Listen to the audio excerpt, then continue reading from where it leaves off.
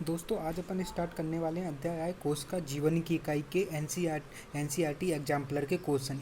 ये जो क्वेश्चन है बच्चों नीट में 100% आने के चांस हैं और ये नीट की व्यू से बहुत बहुत इंपॉर्टेंट है। तो नीट देने से पहले एक बार इन क्वेश्चन को तो करना ही है बच्चों। मैं ये वीडियो दो लैंग्वेज में बना रहा हूँ, हिंदी वालों के लिए हिंदी में, इंग्लिश वालों के लिए इंग्लिश में। अगर आपको इसका इंग्लिश वीडियो देखना है तो मेरी यूट्यूब के प्लेलिस्ट चैनल पर जाके देख सकते हो।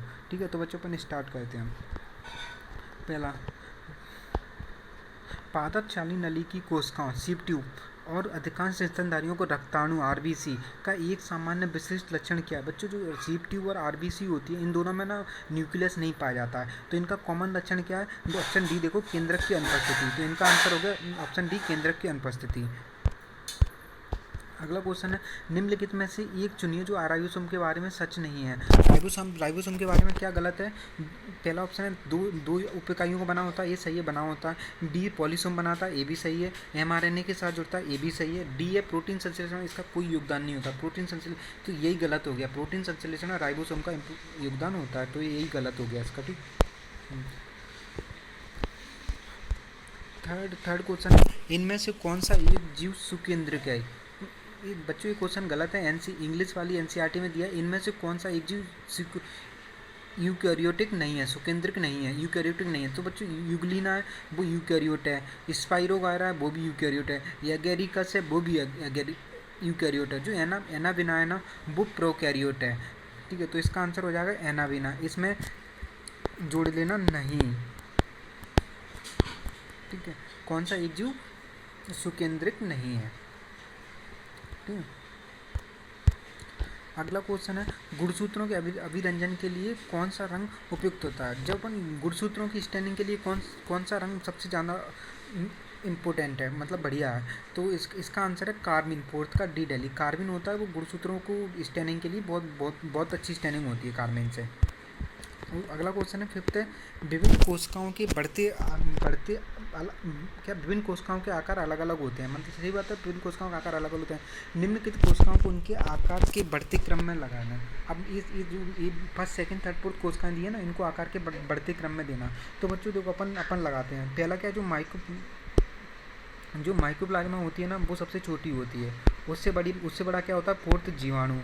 ठीक है, उससे बड़ा क्या होता है? आरबीसी मानव की। और सबसे बड़ा क्या होता है?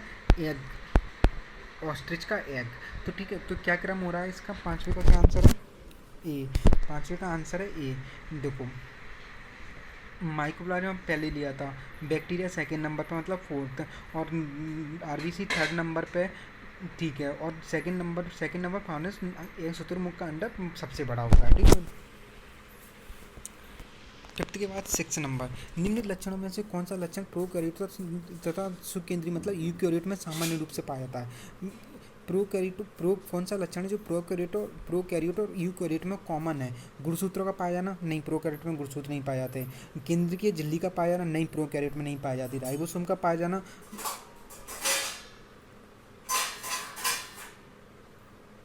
ठीक है, राइबोसोम तो पाए जाते हैं।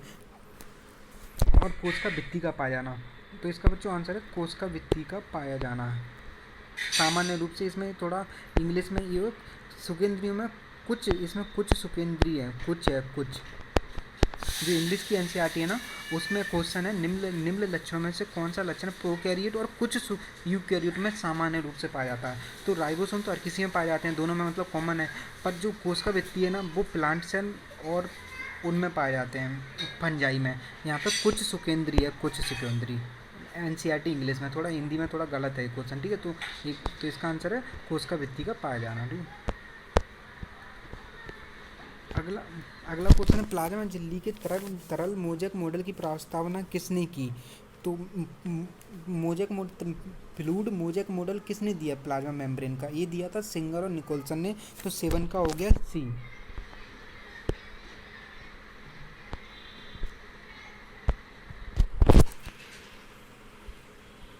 अगला क्वेश्चन है, स्त्रावी कोशिका के लिए निम्न में से कौन सा कथन सही है? जो जेल सेल सिक्रेशन करते हैं उनके लिए क्या सही है? इसका आंसर है बॉम्बे कोशिका में रुच अंतःद्रव्य जालकारा एंडोप्लाज्मिक रेटिकुलम आसानी से दिखाई देती है, आर दिखाई पाई जाती है। ठीक है, जो सिक्रेट करती हैं। 9th है, टोनोप्लास्ट क्या है? पादप कोशिकाओं की धानी वैक्यूल की मेम्ब्रेन है वैक्यूल की। तो इसका आंसर क्या हो जाएगा 9th का सी।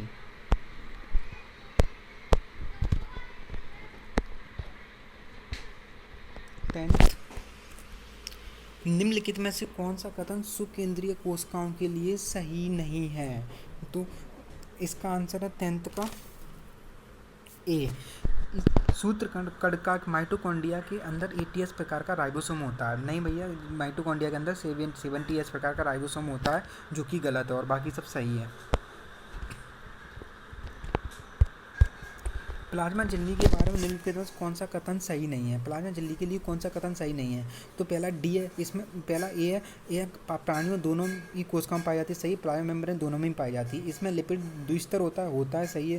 प्रोटीन लिपिड द्विस्तर के साथ और शिथिल रूप से बंधित होती है, ये भी सही है। बंधी वो या तो मतलब इंटीग्रेटेड साथ रहती हैं या फिर वो लूजली अटैच रहती हैं। इसमें कार्बोहाइड्रेट कभी भी विद्यमान नहीं होता, कार्बोहाइड्रेट भी पाया जाता है प्लाज्मा मेम्ब्रेन में। तो यही गलत हो गया और यही अपना ऑप्शन हो गया, ठीक है। अगला क्वेश्चन 12, प्लास्टिक निम्नलिखित में से एक लक्षण के आधार पर माइटोकॉन्ड्रिया में भिन्न है। प्लास्टिक और माइटोकॉन्ड्रिया में क्या डिफरेंस है? तो देखते हैं। झिल्ली की 2 परतों का पाया जाना, ये तो दोनों में पाई जाती हैं। राइबोसोम का पाया जाना दोनों में पाया जाता है। पर्णरहित क्लोरोफिल का पाया जाना नहीं भैया, ये प्लास्टिक मतलब क्लोरोफिल। इन क्लोरोफिल किस में पाया जाता है? क्लोरोप्लास्ट मतलब प्लास्टिक में। माइटोकॉन्ड्रिया में नहीं पाया जाता और डीएनए दोनों में ही पाया जाता है। तो इसका आंसर हो गया सी। 13 हो गया। एक कोशिका में निम्नलिखित में से कौन सा कोशिका कंकाल का कार्य नहीं है? कोशिका कंकाल का क्या कार्य नहीं है? डी देखो, कोशिका गतिशीलता, हाँ सही है। सेल मोटिलिटी प्रदान करता है। अंगक को अवलंबन प्रदान करना, जो ऑर्गेनेल होते हैं ना कोशिका, उनको सहारा प्रदान करता है, सही है। कोशिका की आकृति और संरचना को बनाए रखना, ये भी सही है। अंतराकोश के परिवहन, इंट्रासेलुलर ट्रांसपोर्ट, ये गलत है, ये नहीं करता साइटोस्केलेटन। कोशिका कंकाल अंतराकोश के परिवहन नहीं करता। माइटोकॉन्ड्रिया को देखने के लिए इस्तेमाल किए जाने वाला अभिरंजक कौन सा है? माइटोकॉन्ड्रिया को अपन कौन से स्टेन से देखते हैं? तो उसका ये है Janus green, option D. Janus green से अपन माइटोकॉन्ड्रिया को अच्छे से देख सकते हैं। ठीक है बच्चों, आज के लिए इतना ही काफ़ी है। अपन अगला चैप्टर पढ़ेंगे कल।